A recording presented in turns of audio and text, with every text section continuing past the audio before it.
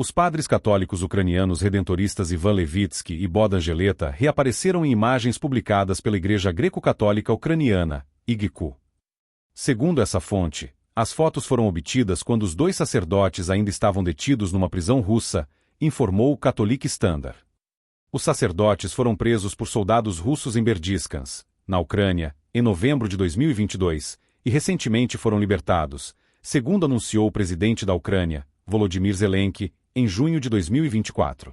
O padre redentorista Bohdan Geleta contou na ZEV TV, canal de televisão da Igreja Greco-Católica Ucraniana, que ele e seu colega redentorista, o padre Ivan Levitsky, tiveram sua paróquia Igreja da Natividade do Santíssimo Teotocos em Berdiansk, invadida por soldados russos que os levaram pela força. A Igreja Católica nunca soube onde estavam reclusos nem as condições exatas em que viviam durante a maior parte dos 18 meses de cativeiro, mas reapareceram muito emagrecidos e com a cabeça rapada numa troca de prisioneiros.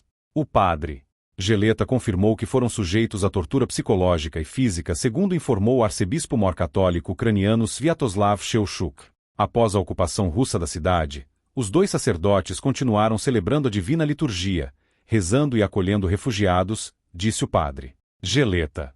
No entanto, um carro marcado com a letra Z, símbolo das tropas invasoras na Ucrânia, circundou ameaçadoramente a igreja diversas vezes até que prenderam o padre Geleta, que se preparava para celebrar a divina liturgia, e o padre Levitsky, que ia para uma reunião de oração ao ar livre. Os militares entraram na igreja mascarados e armados e ordenaram irem com ele sem outra explicação senão a ameaça dos fuzis. O padre Geleta tirou os paramentos e foi levado para o local de detenção preventiva central em Berdiansk.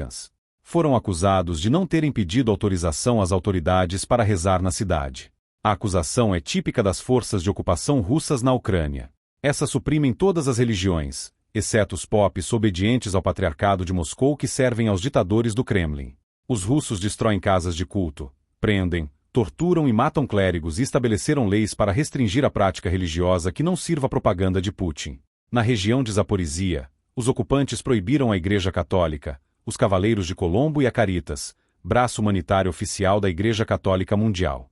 O padre Geleta e o padre Levitsky foram mantidos separados em celas úmidas onde podiam ouvir gritos provenientes dos corredores, enquanto os prisioneiros eram torturados. Um companheiro de cela do padre Geleta levou choques elétricos e foi obrigado a aprender o hino nacional russo, sob ameaça de execução. Os carrascos queriam que os padres cooperassem com a polícia política de Putin, a FSB, que tenta recrutar líderes religiosos para torná-los propagandistas do domínio da Rússia nas zonas ocupadas da Ucrânia. Mas nós recusamos, disse o padre Geleta. Os inquisidores não gostavam da palavra guerra, preferindo o eufemismo do Kremlin, operação militar especial, para descrever os seus ataques à Ucrânia. Esse é um capricho de Putin, mas a invasão foi qualificada até genocídio, segundo grandes relatórios do New Lines Institute e do Centro Raoul Wallenberg para os Direitos Humanos. Os raptores acusaram falsamente os padres de armazenarem armas na sua igreja, pelo que seriam julgados e condenados a 25 anos de prisão. Foram então transferidos para a colônia penal russa número 77 em Berdiansk. O padre Geleta foi trancado numa cela solitária com um alto-falante que tocava canções soviéticas durante o dia todo. Nessa altura, percebi como é que uma pessoa enlouquece, percebi por que é que as pessoas se suicidam, disse ele. O Senhor Deus ajuda e dá força através da oração. Deus, Jesus Cristo, Maria e os anjos estavam todos presentes. A oração era a salvação. E, como eu estava a dizer, senti a oração da igreja. Os padres foram transferidos algemados e vendados, com sacos na cabeça para outra colônia penal em Orliva, Donetsk, onde os prisioneiros eram maltratados quase todos os dias. A admissão era muito terrível, muito cruel, disse o religioso. Os combatentes do regimento Azov da Ucrânia e os civis que desafiaram a ocupação russa de Mariupol foram lá muito maltratados, contou. Os padres foram abusados várias vezes. O padre Ivan foi espancado tão severamente que perdeu a consciência 2 vezes, lembrou o padre Geleta. Durante as torturas o sacerdote lembrou-se de Jesus Cristo, da sua cruz, do seu sofrimento. E foi uma força e uma graça tão grandes que eu dizia, Senhor, eu posso sofrer contigo, disse ele. Ele e o padre Levitsky partilharam a mesma cela durante apenas 15 dias dos 10 meses de prisão em Orliva, onde estavam detidos cerca de 2.000 prisioneiros de guerra. Tivemos a oportunidade de conhecer muitas pessoas que contaram-nos muitas coisas e estavam à procura de ajuda espiritual, acrescentou o padre Geleta. No cárcere, o sacerdote organizou reuniões de oração de manhã e à noite, lendo a Bíblia e recitando o Pai Nosso e a Ave Maria pelas intenções dos prisioneiros.